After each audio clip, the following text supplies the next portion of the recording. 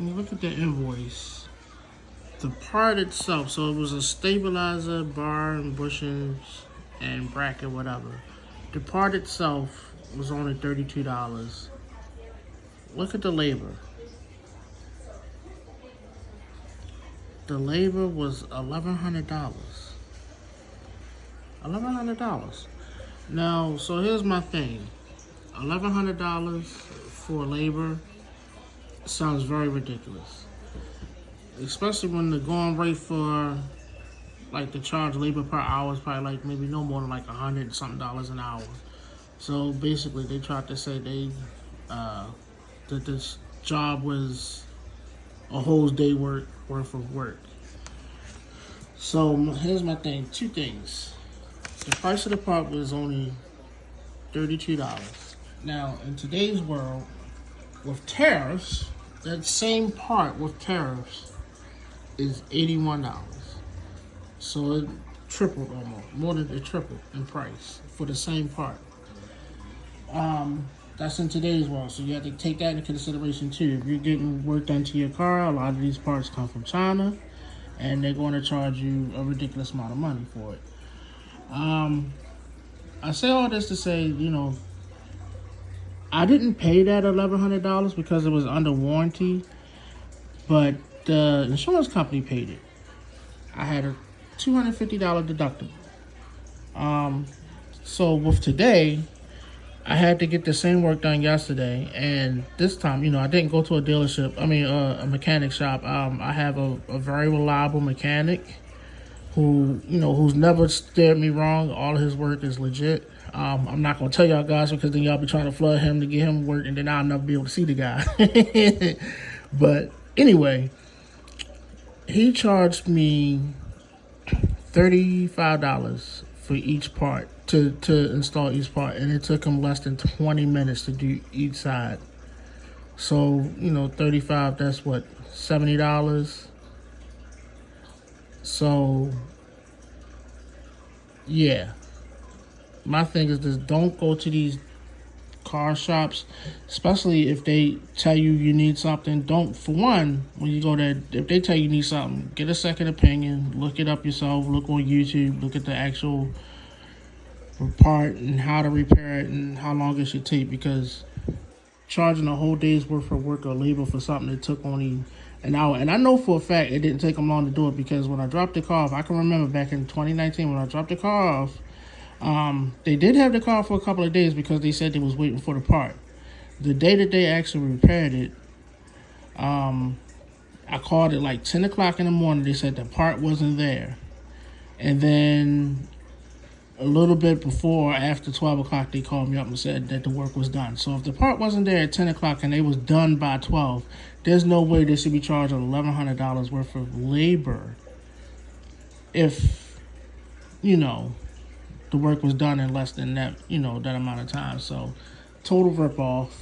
And even with the extended warranty, I would say don't get it, because this was the only time I had to use it, and my deductible was $250. Now, if you go back to 2019, if my deductible was $250 and my mechanic, he went up on his prices since then, he's only charging me $35 to do this repair, and the part was only $32, I would have came out cheaper if I didn't use the insurance to begin with, and I just used my deductible, and instead of using, the insurance and deductible and all that, I'd have been cheaper if I just came out of pocket and paid my mechanic to do the work for me. So I would say that these extended warranties is, it depends. Like, if you getting my car has been very reliable. It's a Toyota Camry. Ever since I had it, only thing I had to replace is brakes, tires, and the battery, and of course the stabilizing bar twice. Which I get, I'm not the, most delicate driver. I do kind of turn corners hard and stuff like that, so I can see where the wear and tear could come on something like this. But at the same time, if you get a reliable car, you don't need an extended warranty if you take care of it. I take care of my car. I get, all the preventive maintenance stuff done on time, oil changes. I don't, I get them in 5,000 mile intervals. I don't go over. My car has almost 200,000 miles on it now at this time, and I put a lot of miles on my car. When I had got this work done, it had 75,000 miles on it. Now I have almost 200,000 miles on my car. So, yeah, I do a lot of driving, but if you take care of your car will take care of you. Like I said, the only thing I had to really do on it is brakes, tires, and batteries. But also, like I said, these tariffs, man, the price of that part has quadrupled because of these tariffs. And yes, it came from China. Same part, and even the part that I got this time to get the work done, yeah, it looks a little bit more sturdier than the part that this shop put on it. So that's something to take in consideration too. If you're going to get work done to your car, try to go for the more quality part instead of trying to get the cheapest the part, because a little bit, if you can find a reliable mechanic, the more sturdy the part is, the less you'll have to worry about repairing it again. I don't think I should have had to repair this part in just a couple of years already. But I don't know, maybe that's just something with my car. But at the same time, I'm not really complaining because I don't have any other problems with my car. So, I just wanted to share this with everybody. If you find this information useful, please like and share my videos so a lot of people can get, this knowledge under their, belt. Because, you really do have to be careful out here. A lot of these places are only in it for the money.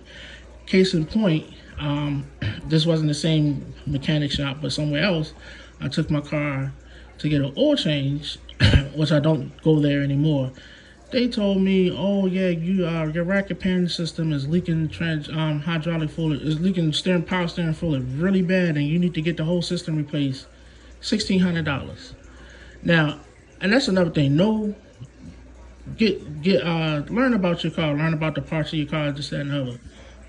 He said $1,600 to replace the whole racket pan system because it was leaking power steering fluid really bad. When he told me that, I kind of laughed in his face, and I was like, yeah, sure, give me an invoice and I'll come back, just to have proof that this guy actually tried to do this. My car has electric power steering. It's not hydraulic. So he was trying to charge me $1,600 for a repair that doesn't exist. So yeah, that's what I'm saying, especially for the ladies out there. If you go to any place and they say, oh, you need this, that, and other, okay, give me the invoice of the repair or the work order.